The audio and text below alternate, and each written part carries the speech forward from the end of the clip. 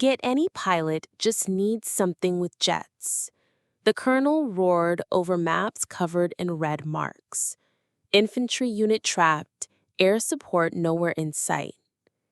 A staff member quietly said, "There's an A-10 pilot reporting ready." He snapped, "A-10? That plane's completely obsolete."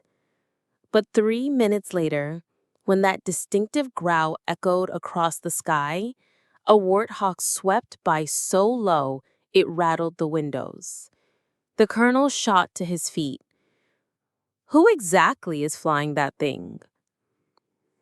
Setting: Joint Battlefield Support Coordination, Base Emergency Rescue Operation for Alpha 3 Team trapped in Rebel Zone J11. Breaking news. Infantry unit pinned down, enemy artillery closing in, air support delayed due to electromagnetic interference. Colonel Mccallister demanded, "Get any pilot, just needs something with jets." The coordination staff listed options: F-35s grounded for maintenance, F-18s refueling.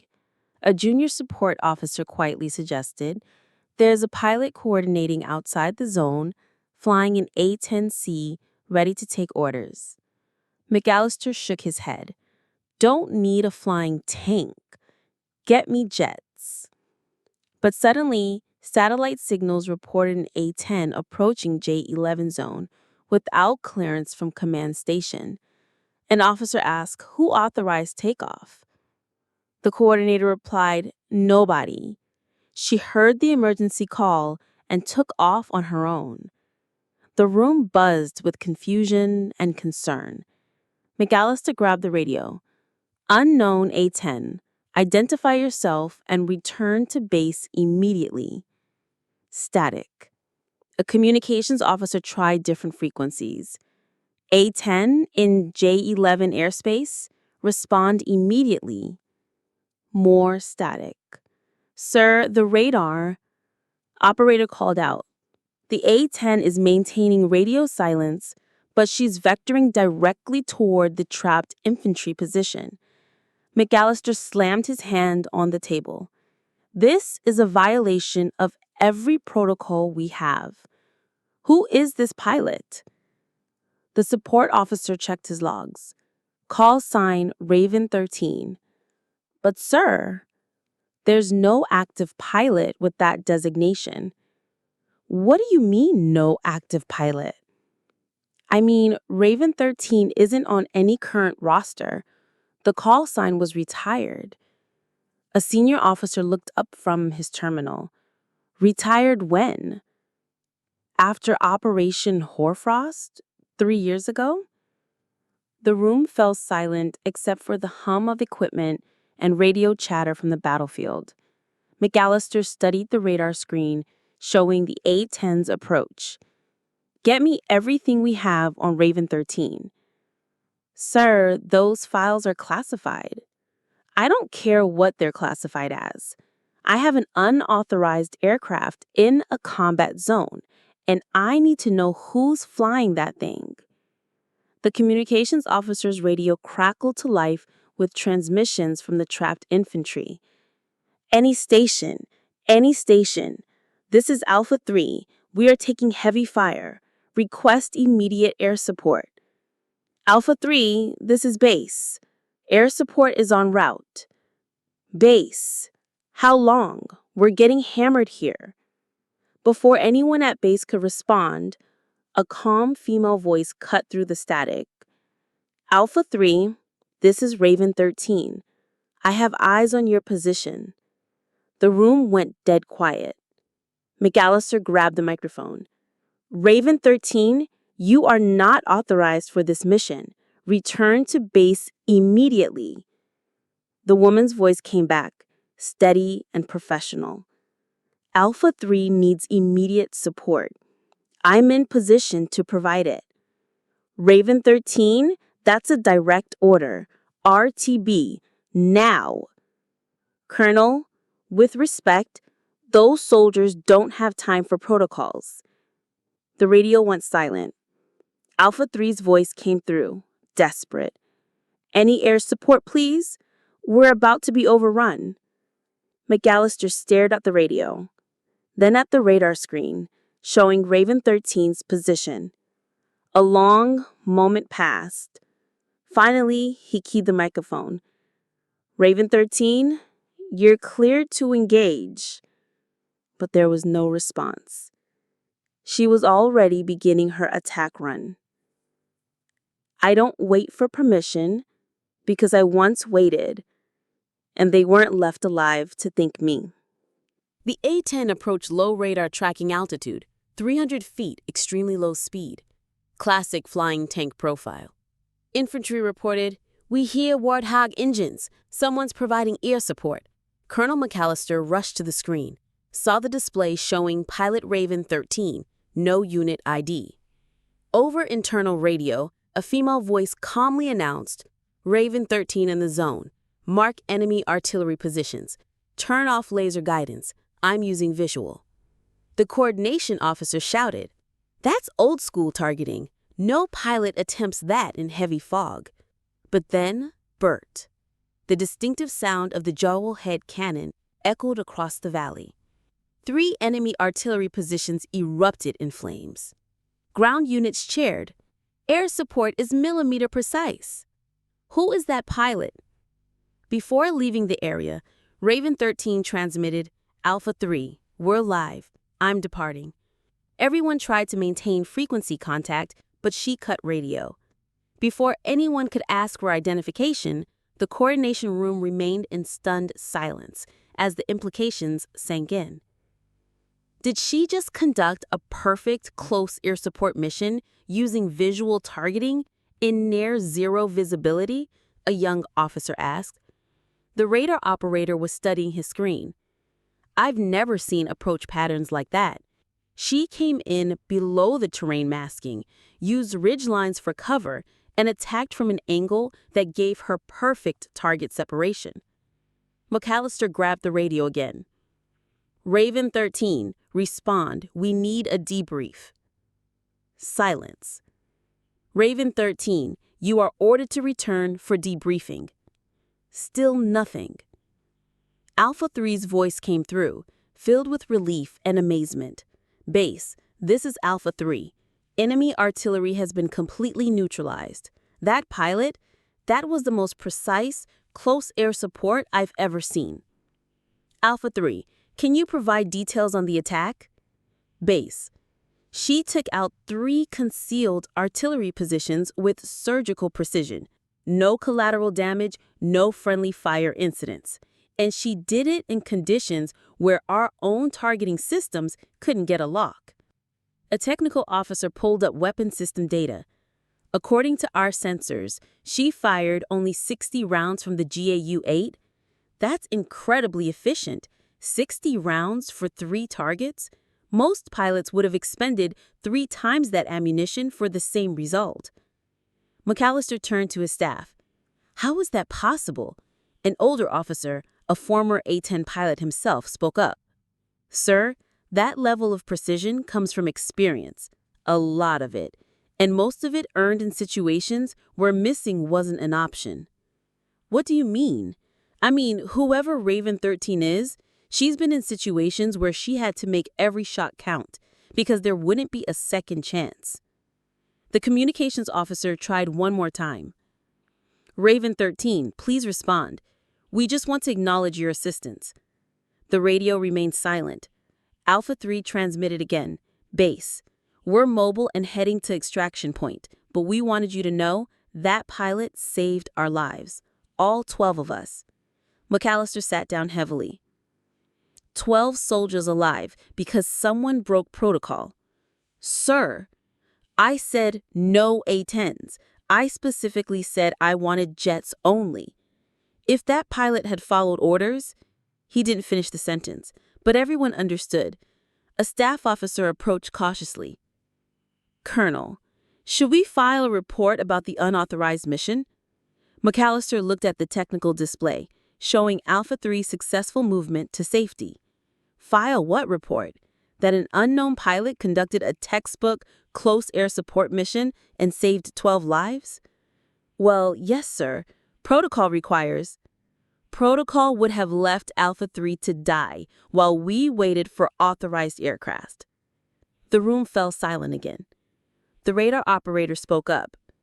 Sir, I'm showing the A-10 has completely left our tracking area. Wherever she's going, it's outside our surveillance zone. Any idea which direction? Negative, sir. She dropped below radar coverage using terrain masking. Mccallister turned to the support officer who'd first mentioned Raven 13. You said this call sign was retired after Operation Hoarfrost. Yes, sir. What happened during Hoarfrost? The officer hesitated. Sir, I'd need to access classified files to give you details. Then access them, sir. That requires, I don't care what it requires. I want to know who just saved 12 American soldiers and why she's not on our active roster. As the staff worked to access the classified information, Alpha 3 made their final transmission. Base, Alpha 3 has reached extraction point safely. Please pass our thanks to Raven 13. We owe her everything. Mccallister keyed the microphone. Alpha 3, message received. Glad you made it home. Base, one more thing. That pilot, the way she flew, the precision of her attack, we've worked with a lot of air support. This was different. Different how? Different like someone who's done this before in situations where perfect wasn't good enough. My name is not on the mission roster, but I still fly because I once heard a call that nobody answered. After Alpha 3's successful rescue, Colonel Mccallister demanded an investigation. Who is Raven 13? Nobody could find any unit assignment for that call sign. But in the archives, a technician remembered Raven 13 used to be the call sign of a pilot removed from active duty after Operation Hoarfrost. Old files were opened. Name, Alia Reinhardt, A-10 pilot, once commended for bringing her squadron home through a zone where electromagnetic interference destroyed all navigation systems. But she was suspended for unauthorized takeoff without orders despite saving 18 lives. Alia disappeared from the system, never returned. A technician recalled. She once said, as long as there's one person who needs me on the ground, I won't leave my aircraft. Colonel Mccallister listened without comment, then issued an order. Update Raven 13 call sign to emergency response roster. And, next time, don't judge pilots by their aircraft model. The technician who had pulled Alia's file continued reading. Sir, there's more to the Hoarfrost story. Go on. Operation Hoarfrost was a disaster from the start. Command sent a mixed squadron into hostile territory based on faulty intelligence. Mccallister leaned forward. What kind of faulty intelligence? The enemy had advanced surface-to-air missile systems that weren't in our briefings. They also had electronic warfare capabilities that jammed all GPS and radio communications. A senior officer who had been quiet until now spoke up. I remember Hoarfrost. We lost 6 aircraft and 22 aircrew in the first wave. The technician nodded. That's when Pilot Reinhardt made her unauthorized takeoff. She flew into the combat zone without orders, without radio contact, using only visual navigation. And she found the survivors, all 18 of them, scattered across 30 square miles of hostile territory. Mccallister was studying the file closely. How did she coordinate their rescue without radio communication? She didn't coordinate it, sir. She executed it herself. What do you mean? The senior officer answered. She made multiple trips, used her A-10 as a flying shield, drawing enemy fire while ground rescue teams extracted survivors. Multiple trips? 17 separate rescue runs over 8 hours, each time flying back into increasingly heavy surface-to-air missile fire. The room was completely silent as the magnitude of what they were hearing sank in. The technician continued. On her final run, she took significant damage, lost hydraulics, partial engine failure, Navigation systems completely destroyed. But she made it back, barely. Emergency landing on a road 20 miles from base. Aircraft was a total loss. Mccallister looked up from the file. So why was she suspended? The senior officer's expression darkened. Because she violated direct orders. Command had called off all rescue attempts, declared the area too dangerous for further operations. She was ordered not to attempt rescue. She was ordered to stand down. Command had written off the 18 survivors as acceptable losses. The weight of that statement hung in the air, and she flew anyway. She flew anyway. Mccallister closed the file. What happened during her disciplinary hearing? The technician checked his records. She was given the option to accept the reprimand and continue flying, or maintain that her actions were justified and face dismissal. Which did she choose? She said, and I quote, "I will not apologize for bringing 18 people home alive. If that's grounds for dismissal, then I accept dismissal." So they kicked her out. They kicked out the pilot who had just executed the most successful combat rescue operation in squadron history. A communications officer who had been listening asked, "What happened to the 18 people she rescued?" 15 returned to active duty. 2 were medically retired due to injuries. 1 became a training instructor, and they all testified on her behalf. Every single one. They petitioned command to reverse the disciplinary action. Did it work? The senior officer shook his head. Command decided that allowing unauthorized rescue operations would set a dangerous precedent. They upheld the dismissal. Mccallister stood up and walked to the window overlooking the flight line. So we dismissed our most effective rescue pilot for the crime of saving lives? That's one way to put it, sir. And now she's out there somewhere, still flying rescue missions without authorization, the technician added. According to these files, there have been 17 unexplained successful rescues over the past 3 years, all in situations where official rescue operations were deemed too risky. 17? 17 times, someone in distress received air support from an unidentified A-10. Someone who appeared without being called, completed the mission, and disappeared without asking for recognition. Mccallister turned back to his staff. "Show me the pattern maps." Maps were spread across the table, marked with locations and dates. "Look at this," the communications officer pointed out. Every single incident occurred in areas where official rescue operations had been called off or deemed impossible. And the timing, in every case, the unofficial rescue happened within hours of the official decision to abandon the mission. Mccallister studied the pattern. It's like she's monitoring our communications, listening for people we decide not to help. Sir, that would require access to classified communication channels. She used to have that access. Maybe she kept it. A security officer raised concerns. If she's maintaining unauthorized access to military communications, that's a serious breach.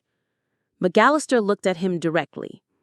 17 successful rescues, 67 lives saved, 0 casualties, and you're worried about communication security? Sir, protocol required Alpha 3 to die today while we waited for authorized aircraft. Would you prefer that outcome? The security officer fell silent. Mccallister ended a decision. I want Raven 13's call sign reactivated. Unofficial status, emergency response only. Sir, we can't officially activate someone who's not in the system. Then don't make it official. Make it available. I don't understand. Make sure that when someone needs help and we can't provide it officially, there's still a frequency they can call. The senior officer understood. A backup system for when the official system fails. Exactly. The technician asked, what if she doesn't want to be reactivated? Mccallister looked at the map showing today's successful rescue. She already reactivated herself. We're just acknowledging what's already happening. Comment for the one who took off anyway. If you believe some orders are answered before they're given.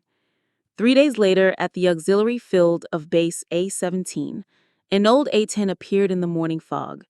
Nobody saw who landed it. In the cockpit seat, only a piece of paper. I don't ask to be thanked. I just need to know they're still alive. Alpha 3 sent up a small badge engraved to Raven 13, who saw before radar did. Nobody met Alia again, but whenever there was an area no pilot wanted to take, the signal Raven 13 in the vicinity would automatically appear. Colonel Mccallister drove to the auxiliary field that morning, following reports of an unauthorized aircraft landing. The old A-10 sat on the tarmac like it belonged there, though no flight plan had been filed. Security personnel had cordoned off the area, but Mccallister waved them back. "Let me see the aircraft." He approached the cockpit and found the handwritten note reading, it understood something fundamental about the pilot who had saved Alpha 3. A maintenance sergeant approached. "Sir, should we impound the aircraft?" Mccallister looked at the weathered A-10, noting the careful maintenance despite its age, the non-standard modifications, the evidence of extensive combat experience. "Has it been properly maintained?" "Sir, this aircraft is in better condition than most of our active fleet. Someone's been taking exceptional care of it." "Any idea where it's been based?" "No official record, sir, but based on the modifications and wear patterns, I'd say it's been operating independently for years." Mccallister walked around the aircraft, noting details that told a story: extra armor plating, upgraded avionics, modifications that could only come from someone who understood combat operations intimately. "Sergeant, I want this aircraft moved to Hangar 7, post security, but don't treat it as evidence." "Sir?" "Treat it as a reserve asset. Someone might need it again." Word of the mysterious A-10 spread through the base. Pilots came to look at the aircraft that had executed the perfect rescue mission. "Look at these modifications," one pilot observed. "Whoever flies this knows exactly what they're doing. The targeting system has been completely rebuilt. This is precision equipment. And look at the ammunition storage, configured for maximum efficiency with minimal waste." A veteran pilot who had flown A-10s in combat studied the aircraft carefully. "This isn't just maintenance. This is love." "What do you mean?" "I mean, someone has poured their heart into keeping this machine combat ready. This level of care, it's personal." Mccallister returned the next day with the badge from Alpha 3. He placed it carefully in the cockpit where the note had been. "Sir," a security officer approached, "we've had reports of someone visiting the aircraft at night. Did you investigate?" "We tried, sir, but whoever it is knows how to avoid security patrols." Mccallister smiled slightly. "Maybe we're not supposed to catch them." "Sir? Maybe some things work better when we don't interfere." Over the following weeks, maintenance crews noticed that the A-10 was always in perfect condition, despite no official maintenance being performed. "It's like someone's taking care of it," a crew chief reported. "Any idea who?" "No, sir, but whoever it is knows A-10 systems better than anyone on our staff." Mccallister established a new protocol. Hangar 7 would remain accessible to authorized personnel only, but security would be flexible regarding after-hours access. The message was clear. Someone was maintaining a combat-ready aircraft for emergency use, and the base would quietly support that capability. "What do we call this arrangement?" his deputy asked. "We call it insurance," Mccallister replied, "for when official channels fail." Comment for the one who took off anyway. If you believe trust is earned in the skies, not in signatures on paper. On the center wall of the base headquarters, a small metal plaque was mounted with no name, only a symbol, a silhouette of an A-10 flying through smoke. Below it, the code, Raven 13. New pilots were briefed. If you hear someone requesting support and nobody responds, remember, Raven 13 might have heard it before you did.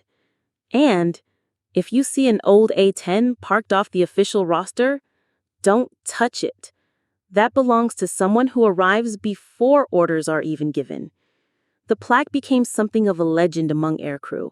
New pilots would ask about it, and veterans would tell the story carefully, respectfully. Who was Raven 13?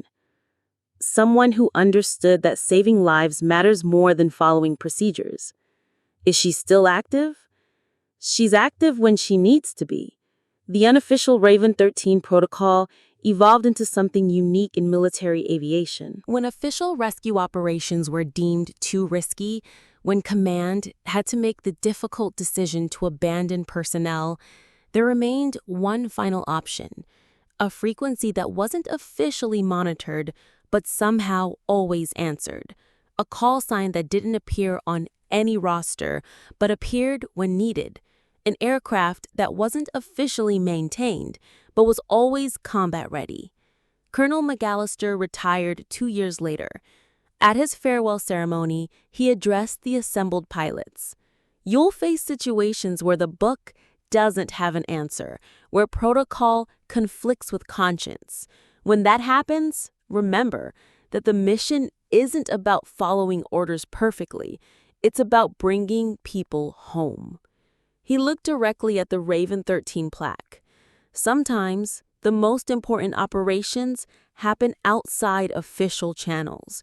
That doesn't make them wrong, it makes them necessary. After the ceremony, maintenance crews found a new note in the cockpit of the A-10 in Hangar 7. Thank you for understanding that some things are bigger than regulations. The note was signed simply R13. Mccallister's replacement, Colonel Sarah Chen, continued the unofficial Raven 13 protocol. When questioned about the irregular arrangement, she gave the same response Mccallister had. Some capabilities are too valuable to eliminate just because they don't fit standard procedures. The A-10 in Hangar 7 flew 12 more rescue missions over the next 3 years. Each time, it appeared when needed, completed the mission flawlessly, and returned to its unofficial status. The Raven 13 plaque gains additional meaning among aircrews. It represented not just one pilot, but a principle that sometimes the most important work happens in the spaces between official policy. New pilots would stand before the plaque and understand that they were part of something larger than regulations and procedures. They were part of a commitment to bring people home regardless of the obstacles. And somewhere, an aging A-10 remained ready, maintained by someone who understood that duty doesn't end with discharge papers. The last line was added to the plaque years later, for those who fly when others cannot. If you believe in stories that touch the heart, like this one, please leave a comment. And don't forget to subscribe. Iron Heart Stories. We tell the stories that shouldn't be forgotten. Real people creating and telling stories.